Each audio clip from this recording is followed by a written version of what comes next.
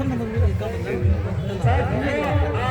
विषय है खाप का गठन तो हो चुका है, परंतु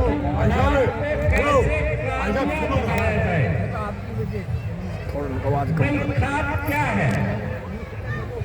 ये हमारी बहुत पुरानी परिपाटी है। बहुत पहले खाप हुआ करती और खाप प्रधान का अपना रुतबा, अपना सामाजिक सतर और उसके मुंह से निकली हुई बात न्यायाधीश की बात से ऊंची मानी जाया करती थी। उसका क्या कारण था? जो भी साथी खाप की सरदारी किया करते ना, उनका चरित्र बहुत उत्तम होता था। वो कटे हुए हुआ करते, वो सच को सच कहने का मादा रखते थे, जिनकी बात को अहमियत दी जाया करती। वो कहा करते भाई दादा घासी ने कह दी ने तो वह बात सही है। एक बार का उदाहरण आप लोगों को बुजुर्गों को याद होगा। दादा घासी किसी खाप का प्रधान था और उसके साले से कोई कत्ल हो गया, मर्डर हो गया। तो आज का जमाना नहीं था, पुराना जमाना था। पंचायत बैठी, खाप बैठी और निसंकोच भाव से दादा घासी को प्रधान, क्योंकि वो थे भी, उनको सुन लिया गया। उनकी अध्यक्षता में फैसला होगा। तो भाई 5-7 दिन पहले ये घोषणा हो चुकी थी। उस दिन पंचायत बैठेगी। दादा घासी अपनी घरवाली को कहने लगा, बोला बोल भाई बात राखू बात। भाई बात ये है, अगर मैंने कह दिया ये बेकसूर से इसको माफ कर दिया जाए, ये माफ हो जाएगा, बात तो तेरा बच जाएगा, पर मेरी बात पिट जाएगी। वो कह देंगे दादा घासी पिट क्या भाई बुढ़ापे में आके। तो उसकी जनानी ने क्या कहा? उसकी जनानी ने बोली रखे बात ना पिट जा, बात तो बढ़ते रहेंगे, नहीं तो जीवन प्रति जीवन ये बात खड़ी रहेगी। समाज बार बार इस बात को दोहराएगा कि दादा घासी पिट गया। तो ऐसे फैसले होते थे।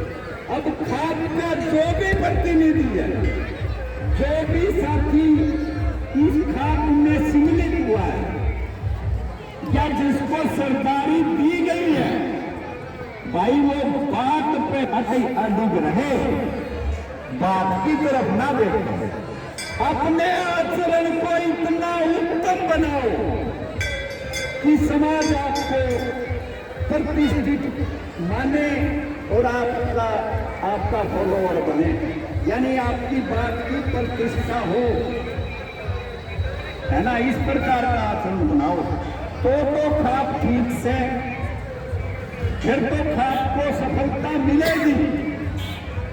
अजय भाई सिर्फ अपन ना आवाजी तो चुप हो जाओ और दूसरे पे प्रधानगी करो तो कई दिन को नहीं चलने भाई। ये निर्विवाद सत्य है।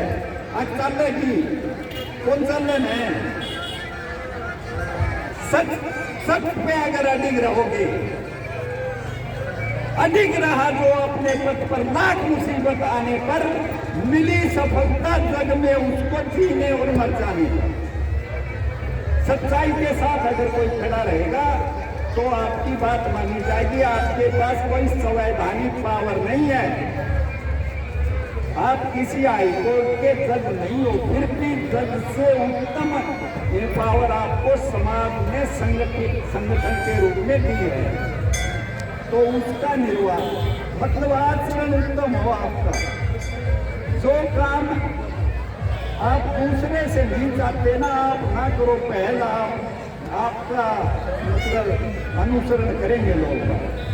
इस प्रकार का चरित्र बनाओ।